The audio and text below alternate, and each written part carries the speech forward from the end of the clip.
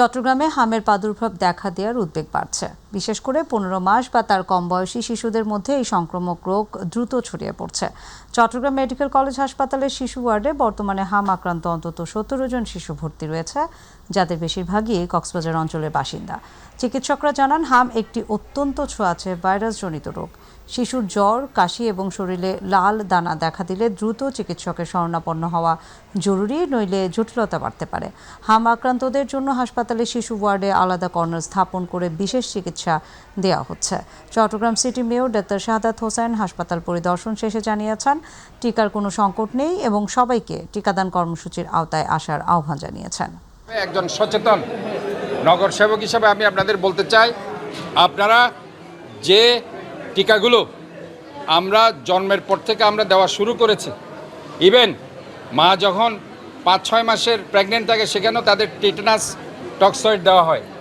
কাজে all types of ভ্যাকসিনেশনের আন্ডারে যদি আমরা আনতে পারি, তাহলে পরে এই ধরনের কোনো ভ্যাকসিন ডেফিসিয়েন্সি রিলেটেড কোনো রোগ হবে না। টাঙ্গাইলে ফিলিং স্টেশনগুলোতে মিলছে না অকটেন পেট্রোল, এতে ভোগান্তিতে পড়েছেন গ্রাহকরা। সেচ কাজে ডিজেলও মিলছে না কৃষকদের। জেলার বিভিন্ন ফিলিং স্টেশনে অকটেন পেট্রোল সরবরাহ বন্ধ লেখা ব্যানার টানানো হয়েছে। পাম্প মালিকরা বলছেন, চাহিদার তুলনায় সরবরাহ কম থাকায় তাদের হিমশিম খেতে হচ্ছে। এদিকে জ্বালানি তেলের অবৈধ মজুদ এবং পাচারকারীদের সম্পর্কে স্থানীয় প্রশাসনকে তথ্য দিলে সহযোগিতার জন্য 1 লাখ টাকা পুরস্কার ঘোষণা করেছে সরকারের জ্বালানি এবং খনিজ সম্পদ বিভাগ। মোহাম্মদ আনিসুর রহমান খানের প্রতিবেদন, জানাচ্ছেন হাফিজা খানম জুথি। সারা দেশের মতো টাঙ্গাইলেও অকটেন পেট্রোলের তীব্র সংকট দেখা দিয়েছে। তেল না থাকায় ঈদের ছুটি শেষে কর্মস্থলে ফেরা মানুষের ভোগান্তি পৌঁছেছে চরমে। বিশেষ করে ঢাকা টাঙ্গাইল যমুনা সেতু হয়ে রাজধানীতে ফেরা মানুষের ভোগান্তি আরও বেশি। পাম্পগুলোতে যানবাহনের দীর্ঘ লাইন দেখা গেছে। জেলার মাত্র 2-1টি পাম্পে তেল দিলেও তা মুহূর্তের মধ্যেই শেষ হয়ে যায়। বেশিরভাগ পাম্পেই অকটেন পেট্রোল নেই এমন সাইনবোর্ড দেখা গেছে। ভোগান্তিতে পড়েছে মোটরসাইকেল চালক ও চাকুরিজীবীরা। তেলের ক্রাইসিস ভাই, কয়েকদিন ধরে ঘুরে যেতেছি, তেল পাই না। 1 লিটার তেল আমার যদি 5 কিলোমিটার দূরের থেকে 1 লিটার তেল 100 টাকার তেল না লাগে, আমি চলবো কিভাবে ভাই? তেল যেভাবে দিতেছেন, এটার বিশৃঙ্খলা তৈরি করতেছেন, যে বিশৃঙ্খলা সরকারের বদনাম হইতেছে। প্রতি পাম্পে যদি তেলটা যদি পর্যাপ্ত পরিমাণ দিত, তাহলে মানে আমাদের 200 টাকার তেল দিলে মোটামুটি 2 দিন অফিস করতে পারতাম। অতিরিক্ত দাম দিয়ে বাইরে থেকে তেল পাওয়া গেলেও কৃষকরা ঠিকমতো পাচ্ছে না ডিজেল। পাম্প থেকে মাত্র 2 লিটার ডিজেল দিলেও কয়েক ঘন্টা পর তাও বন্ধ হয়ে যায়। তেল দিতেছে না, 2 লিটার করে তেল দেয়, আমার স্ক্রিন নষ্ট হয়ে যাইতেছে। জমি নষ্ট হয়ে যে বানিয়েছে, ধান নষ্ট হয়ে যে বানিয়েছে, আমরা 2 লিটার করে তেলটা কি করব? জ্বালানি তেলের সরবরাহে চরম ঘাটতির কথা জানান পাম্প মালিকরা। হাফিজা খানম জুথি, মাই টিভি। জয়পুরহাটে পাম্পগুলোতে তীব্র জ্বালানি তেলের সংকট দেখা দিয়েছে। এতে সবচেয়ে বেশি ভোগান্তিতে পড়েছেন মোটরসাইকেল চালকরা।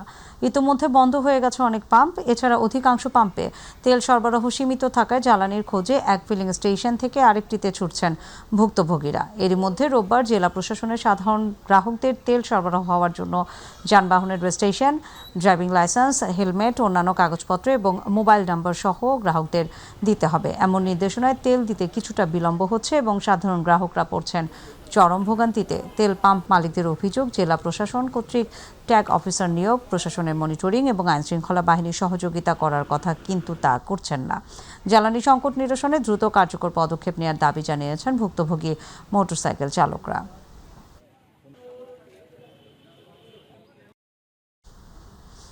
নেত্রকোনায় জ্বালানি সংকট কাটাতে মাঠে নেমেছে জেলা প্রশাসন। স্বচ্ছতা এবং জবাবদিহিতা নিশ্চিত করতে প্রতিটি ফিলিং স্টেশনে নিয়োগ দেওয়া হয়েছে ট্যাগ অফিসার। গত 2 দিন ধরে প্রশাসনের উপস্থিতিতে জেলার বিভিন্ন ফিলিং স্টেশনে পেট্রোল এবং অকটেন সরবরাহ হচ্ছে।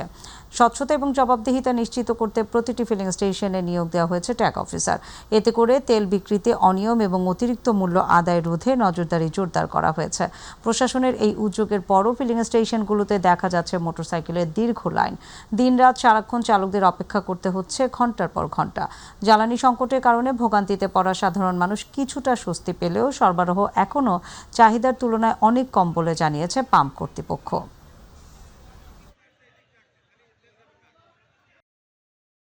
চাঁপাইনবাবগঞ্জের গোমস্তাপুর উপজেলায় অবস্থিত 7টি ফিলিং স্টেশন মালিকদের সাথে মতবিনিময় সভা করেছেন উপজেলা নির্বাহী কর্মকর্তা জাকির মুন্সি। সকালে উপজেলা নির্বাহী অফিসারের কার্যালয়ে এই সভা অনুষ্ঠিত হয়। এ সময় সহকারী কমিশনার উম্মে সালমা রুমি, বিভিন্ন ফিলিং স্টেশনে নিয়োজিত ট্যাগ অফিসার সহ স্থানীয় সাংবাদিকরা উপস্থিত ছিলেন। সভায় ইউএনও জ্বালানি তেলের সঠিক মজুত, নির্ধারিত মূল্যে বিক্রয় এবং ভোক্তা সেবার মান উন্নয়নের ওপর গুরুত্ব আরোপ করেন। এ সময় ফিলিং স্টেশন মালিকরা তাদের বিভিন্ন সমস্যা এবং চ্যালেঞ্জ তুলে ধরেন।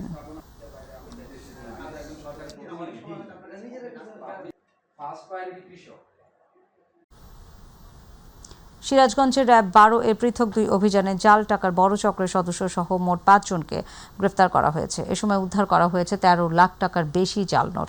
একই সঙ্গে জব্দ করা হয়েছে মাদকদ্রব্য। দুপুরে র্যাব 12 কার্যালয়ে প্রেস ব্রিফিংয়ে এই তথ্য নিশ্চিত করেন র্যাব 12 এর অধিনায়ক মোহাম্মদ আতিকুর রহমান মিয়া।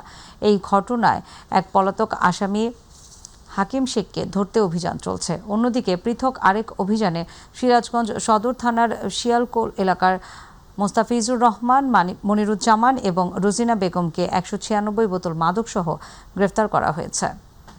সিরাজগঞ্জ জেলার সলঙ্গা থানাধীন হাটিকুমরুল এলাকায় নিউ মায়ের আঁচল হোটেলের সম্মুখে অভিযান পরিচালনা করে জাল 51,000 টাকার নোট, 2টি মোবাইল সহ মোহাম্মদ রবিউল ইসলাম এবং মোহাম্মদ আবুল হাসানকে গ্রেফতার করে।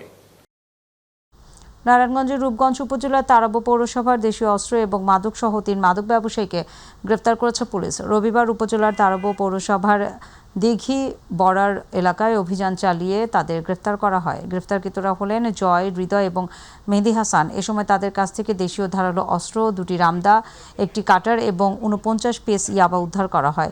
রূপগঞ্জ থানার উপপরিদর্শক এসআই সাদেক জানান, গ্রেফতারকৃতরা দীর্ঘদিন ধরে এলাকায় সন্ত্রাসী কর্মকাণ্ড ও মাদক ব্যবসার সাথে জড়িত বলে প্রাথমিকভাবে জানা গেছে। তাদের বিরুদ্ধে মাদক এবং অস্ত্র আইনে মামলা হবে। পরিচ্ছন্ন মহানগর গড়ে তোলার শপথে দায়িত্ব নেওয়ার পর গাজীপুর সিটি কর্পোরেশনের প্রশাসক শওকত হোসেন সরকার অবৈধ স্থাপনা উচ্ছেদ অভিযান শুরু করেছেন। গাজীপুর শহরের রেল লাইনের 2 পাশে অবৈধভাবে গড়ে ওঠা ফল মার্কেট উচ্ছেদের মধ্য দিয়ে অভিযান শুরু করেন। গাজীপুর শহরের অভ্যন্তরে সড়ক এবং ফুটপাত দখলমুক্ত করার অভিযান পূর্বে অনেকবার হয়েছে। একটি অবৈধ প্রভাবশালী চাঁদাবাজের দখলে থাকা এই অবৈধ স্থাপনাগুলো এবারে স্থায়ীভাবে দখলমুক্ত করার প্রত্যয় ব্যক্ত করেছেন সিটি কর্পোরেশনের প্রশাসক। সরকারি এসব জায়গা দখল করে ব্যবসা প্রতিষ্ঠান পরিচালনাকারীদের বৈধভাবে ব্যবসা অঙ্গীকারে পুনর্বাসনের উদ্যোগ নেওয়ার কথা জানান প্রশাসক। আমরা কোনো চাঁদাবাজকে প্রশ্রয় দেই না, দিব না। এখানে যদি কোনো চাঁদাবাজ থাকে আমরা উচ্ছেদ করে দিচ্ছি। এখানে আর চাঁদাবাজের কোনো প্রশ্নই থাকবে না। এবং কি এর বাহিরেও যদি কোথাও কোনো চাঁদাবাজের কোনো বিষয় থাকে, আপনাদের যেহেতু আপনারা জাতির বিবেক, আপনারা ইলেকট্রনিক্স মিডিয়া এবং প্রিন্ট মিডিয়া যারা আছেন আমাদেরকে অবগত করবেন যে এখানে চাঁদাবাজি হচ্ছে, সেখানেই গাজীপুর সিটি কর্পোরেশন আমরা হস্তক্ষেপ করব ইনশাল্লাহ। উত্তর ভারতের মেঘালয় রাজ্য ঘেঁষা শেরপুরের শ্রীবর্দী ঝিনাইগাতি উপজেলা নিয়ে গঠিত 145 শেরপুর 3 সংসদীয় আসন জামায়াত প্রার্থী নুরুজ্জামান বাদুরের মৃত্যুতে স্থগিত করা নির্বাচন। পরবর্তীতে 24 ফেব্রুয়ারি ঘোষণা করা হয় নির্বাচনী তফসিল। 9 এপ্রিল অনুষ্ঠিত হবে নির্বাচন। 15 মার্চ প্রতীক বরাদ্দের পর থেকেই জমে উঠেছে নির্বাচনের প্রচারণা। এই আসনে 3 জন প্রার্থী নির্বাচনী প্রতিদ্বন্দ্বিতা করলেও মূলত প্রতিদ্বন্দ্বিতা করবে ধানের শীষ এবং দাঁড়িপাল্লা প্রতীকের 2 প্রার্থী। ভোটারদের দাঁড়ে দাঁড়ে ভোট চাচ্ছেন প্রার্থী এবং তাদের সমর্থকরা। বিভিন্ন ধর্মীয় সামাজিক অনুষ্ঠান ও নির্বাচনী পথসভায় নানা উন্নয়নের প্রতিশ্রুতি দিয়ে চলছে ভোট প্রার্থনা। 2টি উপজেলা সদর সহ প্রত্যন্ত অঞ্চলে হাটবাজারগুলোতে চলছে নির্বাচনী আমেজ।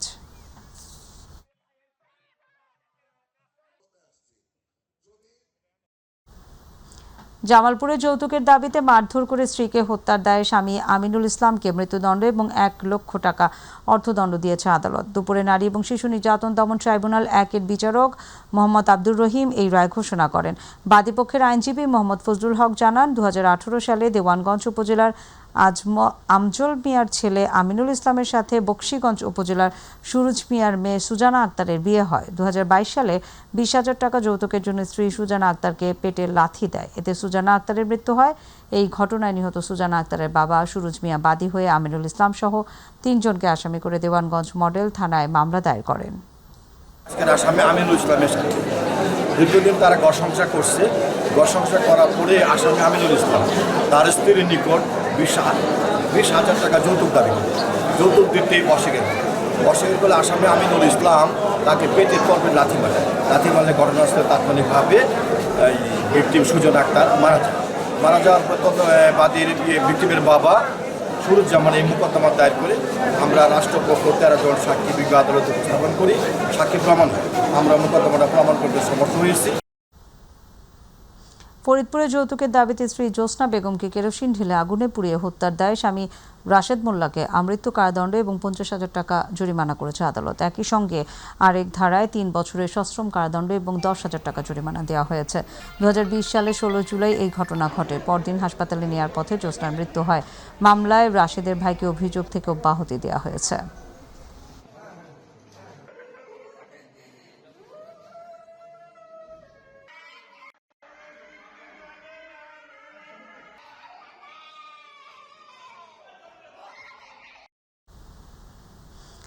যথাযোগ্য মর্যাদায় খুলনায় উদযাপিত হলো আন্তর্জাতিক নারী দিবস 2026। মানুষের জন্য ফাউন্ডেশনের ECSP প্রকল্পের আওতায় খুলনা অঞ্চলের 13টি নাগরিক সংগঠনের যৌথ উদ্যোগে দিনব্যাপী এই বিভাগীয় কর্মসূচি পালিত হয়। সকালে বিভাগীয় কমিশনারের কার্যালয় থেকে এক বর্ণাঢ্য র্যালির মাধ্যমে দিবসের সূচনা হয়। পরবর্তীতে খুলনা বিভাগীয় কমিশনারের অডিটোরিয়ামে অনুষ্ঠিত আলোচনা সভায় প্রধান অতিথি হিসেবে উপস্থিত ছিলেন খুলনার অতিরিক্ত বিভাগীয় কমিশনার আবু সায়েদ মোহাম্মদ মঞ্জুর আলম। এ সময় অতিরিক্ত বিভাগীয় কমিশনার সিফাত মেহনাজের সভাপতিত্বে অনুষ্ঠানে বিশেষ অতিথি ছিলেন সমাজসেবা অধিদপ্তরের পরিচালক অনিন্দিতা রায়।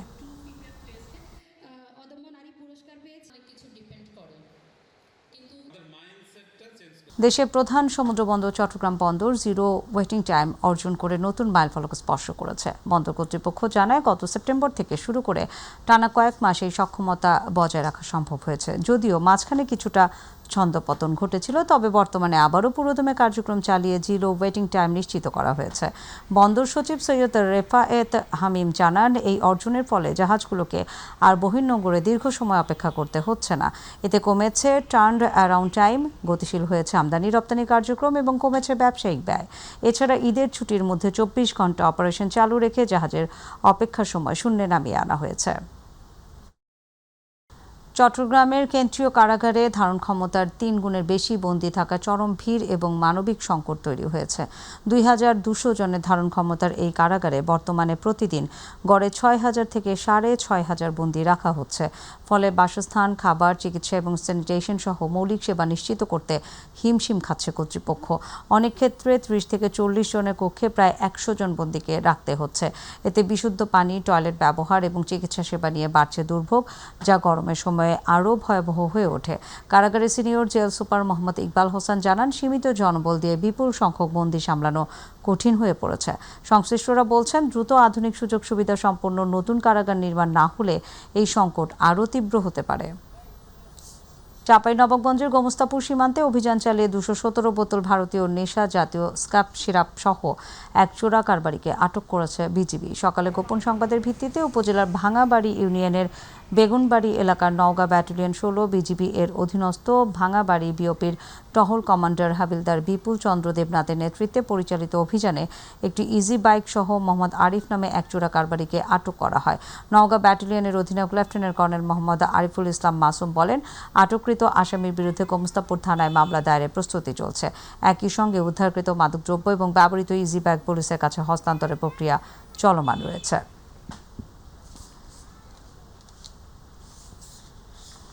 ফরিদপুর সদর উপজেলার গেরদা ইউনিয়নের বাখুন্ডা পূর্বপাড়া গ্রামে বসত বাড়িতে অগ্নিকাণ্ডে 2টি টিনের ঘর পুড়ে গেছে। এই ঘটনায় তামিম মিয়া নামে এক কিশোর দগ্ধ হয়ে মারা গেছে। রবিবার রাত 11:30টার দিকে এই অগ্নিকাণ্ডের ঘটনা ঘটে। আগুনের কারণ তদন্ত করা হচ্ছে বলে জানিয়েছে পুলিশ। স্থানীয় সূত্রে জানা যায়, রাতে হঠাৎ করে রফিকের বসত ঘরে আগুন লাগে। দ্রুত আগুন ছড়িয়ে পড়লে ওই ঘরে থাকা তামিম দগ্ধ হয়। এ সময় বাড়ির অন্য সদস্যরা একটি সামাজিক অনুষ্ঠানে অন্য বাড়িতে ছিলেন।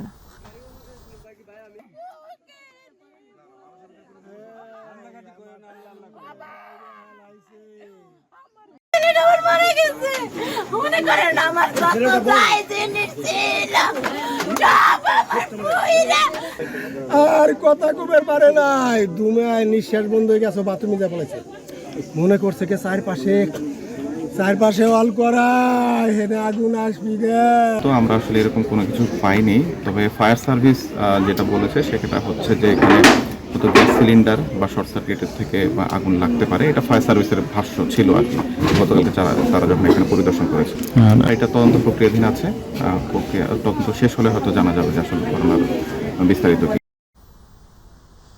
কুষ্টিয়ায় পার্থ নামের এক যুবককে কুপিয়ে হত্যার ঘটনায় বিচারের দাবিতে কুষ্টিয়া খুলনা মহাসড়ক অবরোধ করে বিক্ষোভ করেছে এলাকাবাসী। মানববন্ধনে বিক্ষোভকারীরা দ্রুত পার্থ হত্যার আসামিদের গ্রেফতার সহ দৃষ্টান্তমূলক শাস্তির দাবি জানান। এ সময় মহাসড়কে সব ধরনের যান চলাচল বন্ধ হয়ে যায়। পরে প্রশাসনের আশ্বাসে মানববন্ধনকারীরা সড়ক ছেড়ে দিলে 1 ঘন্টা পর যান চলাচল শুরু হয়। মানে মোবাইলের মাধ্যমে যে মাধ্যমে আনা কোনো ব্যাপারই না, কিন্তু আজ গরিব মানুষ বিধায় এর বিচার হচ্ছে না, শাস্তি হচ্ছে না, এরকম তো কাজ না। প্রায় এখনো বাড়িতে আছে, পুলিশ হচ্ছে না, টাকা দিচ্ছে পুলিশ চলে যাচ্ছে। আমরা এই সুস্থ বিচার চাই, আর এমন ভাইস্তি ছেলেদের আমরা হারাতে চাই না। তো আজকে 25 দিন অতিবাহিত হওয়ার পরেও প্রশাসন এখনো পর্যন্ত আমাদের কোনো সুষ্ঠু ন্যায় বিচারের কোনো দৃষ্টান্তই দেখাইতে পারে নাই। রংপুরের বিভিন্ন এলাকায় বৃষ্টির পানিতে তলিয়ে গেছে আলুর ক্ষেত। এর মধ্যে পীরগাছা উপজেলায় পারুল, কৈকুড়ি সহ বেশ কয়েকটি ইউনিয়নের বিস্তীর্ণ এলাকায় আলুর ক্ষেত মারাত্মক ক্ষতিগ্রস্ত হয়। এমনিতেই আলুর দাম কম, অন্যদিকে পানিতে তলিয়ে যাওয়ায় দুশ্চিন্তায় পড়েছেন কৃষকরা। উপজেলা নির্বাহী কর্মকর্তা বিভিন্ন এলাকায় আলু ক্ষেত পরিদর্শন করেছেন। পীরগাছা থেকে মোহাম্মদ খুরশিদ আলমের প্রতিবেদন, জানাচ্ছেন হাফিজা খানম জুথি। হঠাৎ বৃষ্টিতে পানি জমে গেছে রংপুরের বিভিন্ন এলাকার ফসলি জমিতে। পচন ধরেছে অনেক জমির আলুতে। এতে করে স্থানীয় কৃষকরা পড়েছেন চরম বিপাকে। মৌসুমের শেষ সময়ে এসে ফলন নষ্ট হওয়ার ভয়ে কৃষকদের কপালে এখন চিন্তার ভাঁজ। সার, বীজ ও শ্রমিকের বড় বিনিয়োগ হারানো নিয়ে শঙ্কিত কৃষকরা। আলু আমার 10 জন মাটি গাড়া, 10 জন মাটি 3.5 লাখ টাকা খরচ। এখন বিক্রি করলে 2 লাখ টাকা হয় না, 1,75,000 টাকা হয়। এই 9.5, 10, 9 টাকা পর্যন্ত বিক্রি করতে হয়। এইভাবে আমাদের লোকসান অনেক হবে। আমার 26 জন মাটি এক নিম্ন না হলে 2 লক্ষ টাকা লোকসান হয়ে যাবে। দীর্ঘ সময় পানি জমে থাকায় নষ্ট হয়েছে অনেক আলু। বড় ধরনের ক্ষতির মুখে পড়ার আশঙ্কা কৃষকদের। বৃষ্টির কারণে অর্ধেক আলু লস, এবং যত টাকা খরচ গেছে এত অর্ধেক টাকা উঠবে না। 1.5 লক্ষ টাকা খরচ। আলু বিক্রি হলে সর্বোচ্চ হয়তো 50-55 হাজার টাকা বিক্রি হবে। উপজেলা কৃষি কর্মকর্তা মোহাম্মদ রফিকুল ইসলাম বলেন, মাঠ পর্যায়ে উপসহকারী কৃষি কর্মকর্তাদের মাধ্যমে আলু চাষিদের বিভিন্ন ধরনের পরামর্শ দেয়া হচ্ছে। সেই সাথে পানি নিষ্কাশনের ব্যবস্থা করে কৃষকদের দ্রুত আলু সংগ্রহ করার ব্যবস্থা নেওয়া হচ্ছে। আমরা কৃষকদের পরামর্শ দিচ্ছি যে পানিটা নিষ্কাশন করে দ্রুত আলুটা তুলে ফেলানোর জন্য। তুলে তারা রোদে যদি শুকায়, পাশাপাশি ফ্যানের নিচে দিয়ে শুকায়, তাহলে আর কোনো সমস্যা হবে। পীরগাছা উপজেলায় 11,303 হেক্টর জমিতে আলু চাষ হয়েছে। এরই মধ্যে অধিকাংশ আলু উত্তোলন হয়েছে। পানি নিষ্কাশন করে বাকি আলু সংগ্রহ ও ক্ষতি পুষিয়ে নেয়ার চেষ্টা করছে কৃষকরা। হাফিজা খানম জুথি, মাই টিভি।